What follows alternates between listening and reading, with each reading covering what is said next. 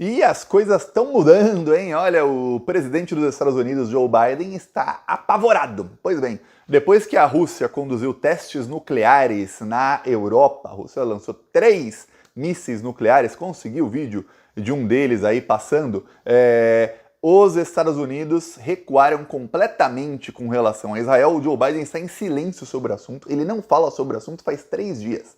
A última vez que ele falou sobre Israel foi no dia 25 de outubro. Depois disso, nem a imprensa americana, lembre-se, a grande mídia americana serve como porta-voz da CIA, do governo americano, do governo, quando é um governo republicano que não seja um trumpista, ou quando é um governo democrata, a imprensa serve como porta-voz do governo, principalmente em assuntos de política externa, que aí não importa se é republicano como Bush, se é democrata como Biden, eles mantêm o imperialismo. E a imprensa simplesmente parou de ligar o Biden ao que está acontecendo na Palestina. Por quê? Porque, ao que tudo indica, as pesquisas internas estão sendo desastrosas para o Joe Biden. A pesquisa externa, a última pesquisa aí que foi divulgada na imprensa, foi do dia 24, então uma pesquisa um pouquinho mais nova, que diz que 55% dos americanos consideram completamente equivocada a maneira como Joe Biden estava lidando com o assunto. Ou seja, peraí. Então, dia 23, 24, a pesquisa foi entre o dia 20 a 23, foi publicada dia 24. Aí, dia 24, ele ainda falava sobre o assunto toda hora, não parava, você ia no Facebook, no Twitter do Joe Biden, era só Israel, Israel, Israel, Israel, Israel, Palestina, Israel, Israel. Dia 25, ele dá uma declaração dizendo que, recuando 10 passos, dizendo que, tem que acabar, Israel tem seu direito de defesa, mas uma coisa é se defender, outra coisa é você matar pessoas inocentes, Israel tem que assegurar ali a segurança das pessoas inocentes.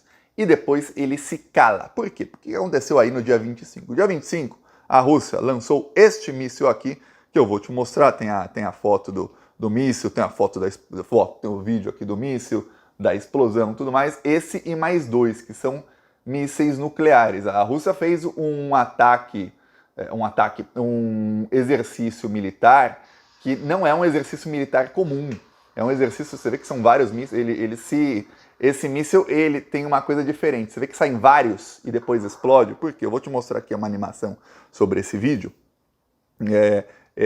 Sobre esse míssil. A animação eu confesso que eu não gostei nada de ver a animação, tá? Mas é para você entender como é que funciona o míssil. Então, essa aqui é a animação que eles mostram. Então tem um míssil aqui viajando e quando esse míssil vai chegando perto de onde ele vai lançar, ele se abre e tem vários outros dentro e eles saem para lugares diferentes. Aí depois mostra a cidade explodindo e tal, já não gosto mais de ver. Mas essa é a parte importante. Então, é um míssil que sai várias ogivas nucleares dele e esse foi o teste que a Rússia fez, segundo os russos lá, bem sucedido o teste, que é de uma retaliação massiva, ou seja, como a gente faria se a gente quisesse explodir cidades ou países inteiros. Esse vídeo aí, alguns falam, nossa, a Rússia está ameaçando os Estados Unidos. Essa ameaça não é os Estados Unidos. Você sabe muito bem para quem é essa ameaça. Quem é que está cometendo um holocausto neste exato momento. Aliás, ontem uma coisa aconteceu. Em primeiro no Twitter dos Estados Unidos, o dia inteiro ficou uma hashtag que é ceasefire. Ceasefire é cessar fogo. Sempre que eu vou falar em inglês ceasefire, eu quero falar Caesar, como César. Pois bem, cessar fogo foi em primeiro. A segunda do dia foi Israel, eu vou falar em portuguesado, Israel New Nazism. O que é nazismo? Nazismo é nazismo, tipo, Israel são os novos nazistas, Israel New Nazism. A coisa tá ruim para a opinião pública aí, para quem está defendendo Israel hoje. Até aí, o dia 20, as pesquisas mostravam que a maioria dos americanos apoiavam Israel, mas que dia após dia o apoio à Palestina ia subindo. Depois do dia 20 não saiu mais pesquisa dizendo quem você apoia. É engraçado, né? Começa uma guerra, saem lá os institutos de pesquisa, saiu a ABC News, Fox News, saiu lá, tem um instituto lá que chama YouGov, é um dos maiores dos Estados Unidos, que saíram perguntando, você apoia quem nessa guerra aí? E aí a maioria apoiava Israel, mas o apoio caindo dia após dia. Lembre-se, faz aí 8 dias, a última que foi publicada dessa. Então, nos últimos 8 dias, Israel matou muito mais gente, com amplo apoio dos Estados Unidos. Israel brigou publicamente aí na ONU com o secretário-geral da ONU, chegou a pedir a demissão dele, foi perdendo apoio, a ponto de que a ministra dos Direitos Sociais da Espanha pediu, aí ela disse que ela gravou um vídeo, eu não vou mostrar o vídeo aqui porque está tudo em espanhol, e eu não achei ele com legenda em português. Mas ela está aqui falando em espanhol, tem legenda até em inglês aqui, e ela está pedindo que não só a Espanha, mas que todos os outros países da União Europeia suspendam suas relações diplomáticas com Israel. Ela levou a sua ideia à União Europeia, a União Europeia fez ali uma votação e a União Europeia emitiu ali uma nota dizendo que Israel tem que cessar fogo imediatamente. Israel ignorou a nota. Israel ignorar a nota está isolando Israel do mundo. Lembre-se, tem uma coisa que pouca gente está levando em consideração nisso tudo. Israel tem um presidente que é bolsominion. E ele é pior que o Bolsonaro. Ele é pior do que... Ele é daquele nível da parte tóxica, mais tóxica do bolsonarismo. Aquela parte olavista. Aquela parte que acha que a Terra é plana. Esses são os membros do atual governo de Israel. Então, além de eles serem extremamente violentos, extremamente sádicos e extremamente loucos, eles são extremamente burros. E eles vão começar a perder apoio mundialmente. Aí, o que acontece? A Rússia mostrou ali, ó, temos bombas aí, a gente pode devastar um país inteiro. Você vai matar todos os palestinos? A gente ajuda. Vamos matar logo todo mundo que tá ali. Ó, o tamanho da... Não é uma ameaça, mas é o que tá ali ali nas entrelinhas. Aí os Estados Unidos voltam atrás. A opinião pública também tá na jugular pegando ali, porque tem um problema. Para a opinião pública norte-americana, não importa muito a política externa. Eles estão se lixando os americanos porque acontece no Oriente Médio. O que importa é o seguinte, o Biden foi em rede nacional anunciar que ia pedir 100 bilhões para a guerra. Não só para Israel, mas também para a Ucrânia e outras coisas. Aí, para os americanos, isso impacta. E impactou muito. Então, a ida dele em rede nacional não foi boa. Foi muito ruim para ele. Eu falei aqui, quando ele foi... Ai, que mega tiro no pé. Enquanto isso, olha só o que aconteceu. Países do BRICS, os Emirados Árabes Unidos e a Índia começaram a costurar um acordo. Eles finalizaram a costura de um acordo com a União Europeia para criar um corredor que vai da Índia até a Europa. A Índia aí é um país aí com uma economia crescente, a Índia tem mais de 1 bilhão de habitantes, então o potencial da Índia é o potencial para ser a segunda maior economia do mundo. A maior ser a China e a segunda maior ser a Índia. Esse é o potencial. Você tem que lembrar que o potencial da economia de um país é de acordo com o número de habitantes. Se tem muito habitante, tem muita gente produzindo e vai acabar a economia crescendo. Obviamente, se tiver investimento, se não tiver imperialismo americano lá barrando o crescimento, o potencial é esse, o da China, o da Índia. Já é uma das maiores economias do mundo, tá subindo muito a economia indiana, e aí o que acontece? Eles agora assinaram um acordo com a União Europeia e com os Emirados Árabes Unidos para fazer um corredor que vai da Índia até a Europa. Esse corredor fará com que os produtos da Índia cheguem à Europa em menos de 10 dias. Hoje demora no mínimo 2 semanas, 14 dias. Então vai ficar aí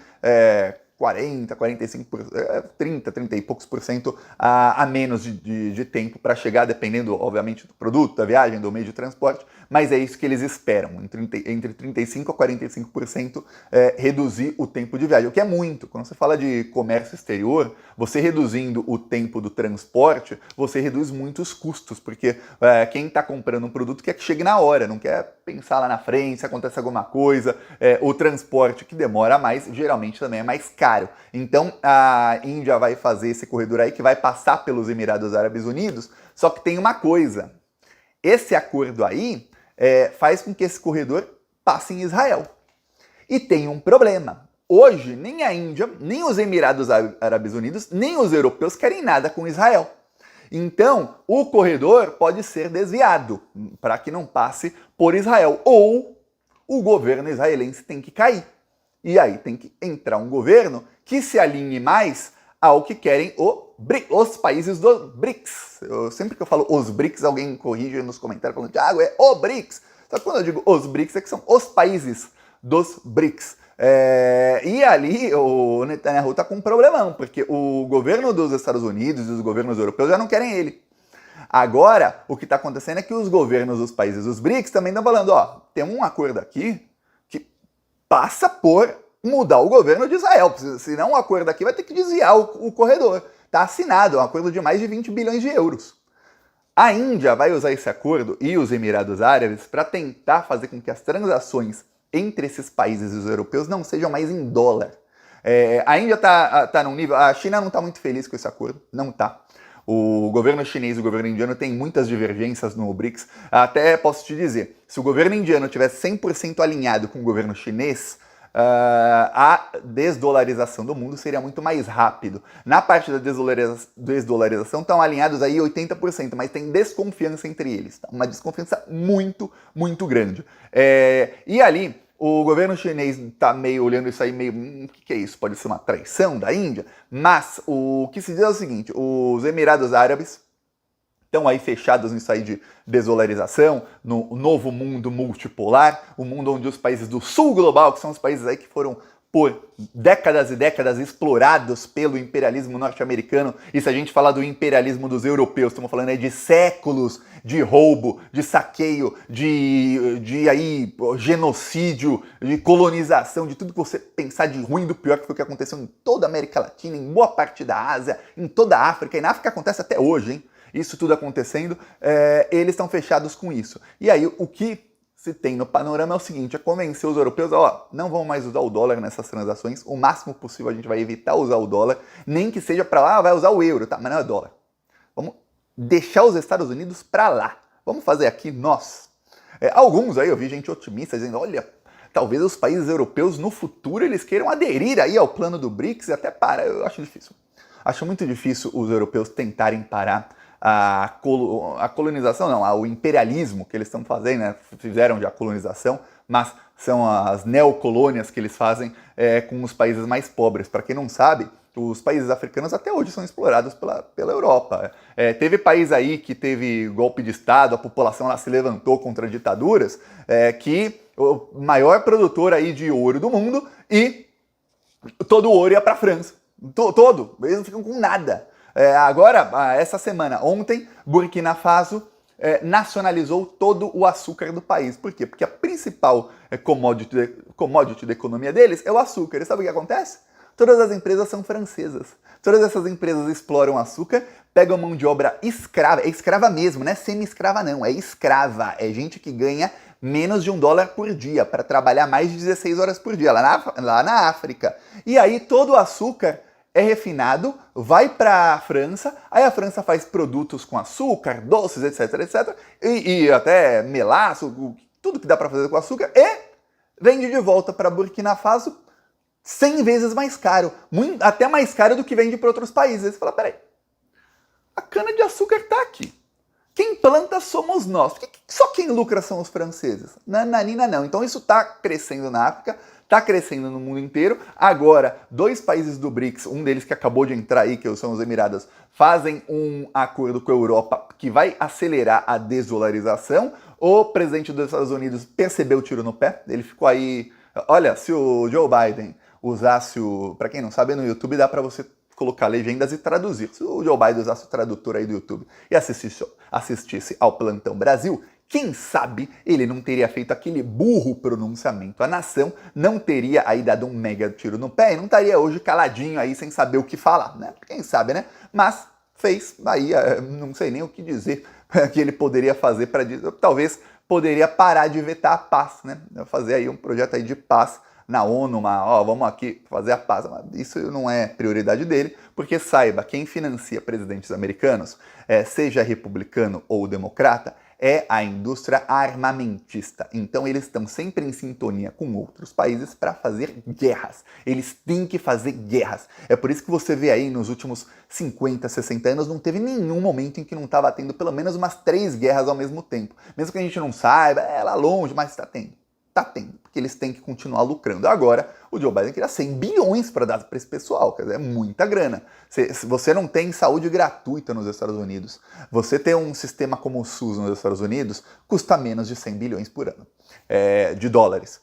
Porque já tem algumas coisas, tal, a população lá que tem acesso a pagar um pouquinho é muito maior, então você fazer para as pessoas mais pobres custa menos que isso. Só que ele quer fazer? Não quer, ele prefere dar para a guerra. Se você pensar que os Estados Unidos gastaram 8 trilhões de dólares em guerra, olha, dava para eles terem um SUS, dava para eles terem educação pública aí, superior, todo tipo de educação de qualidade gratuita, dava para acabar com a fome não só nos Estados Unidos, mas no mundo inteiro. Não, vamos gastar isso em armas. Então agora tá pegando mal, ainda mais para um governo que é eleito com um discurso anti-armamentista, que se você lembrar, uma das principais pautas do Trump quando perdeu do Biden e quando ganhou lá da Hillary, era a pauta o quê? Mais armas para todos, que é a pauta aí da extrema-direita. Aí os caras vão lá e falam, não, vamos gastar em arma. Pega mal, né? Pega mal. Então agora, o que está acontecendo é isso. Israel está ampliando o genocídio. Israel cortou a internet no sul de Gaza e começou a bombardear o norte. Ontem foi o dia em que mais morreram pessoas inocentes, mais gente foi assassinada por Israel. Enquanto isso, os israelenses fazem isso aqui, ó.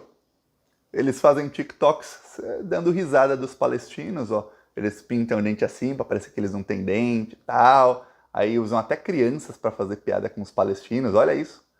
Ó, eles mostram, ó, eu tenho luz aqui na minha casa e tal. Muitos fazem com um copo d'água, eu tenho água aqui e fazem piada. Eu trato, ó, são cachorros.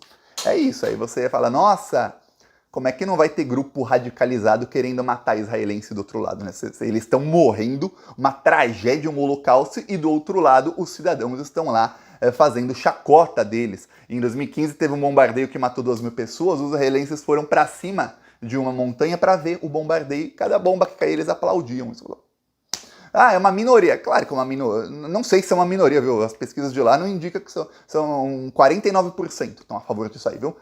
Então não é minoria, mas você vê o que está acontecendo aí na guerra. E em Nova York, protestos aí a favor da Palestina. Tinha muita gente em Nova York, vou mostrar um outro vídeo aqui, aí você vê, pô, peraí, a gente está falando em lugares onde o Biden tem ampla maioria, e esses protestos foram convocados não por árabes ou por palestinos, foram convocados por judeus. Esses são judeus pela Palestina livre. E aí, no fim, foram todos eles presos. A polícia saiu prendendo todo mundo. Aí, policiais prendendo o pessoal, eles foram pacificamente e tal. Mas é isso que aconteceu. Também lotaram lá o metrô.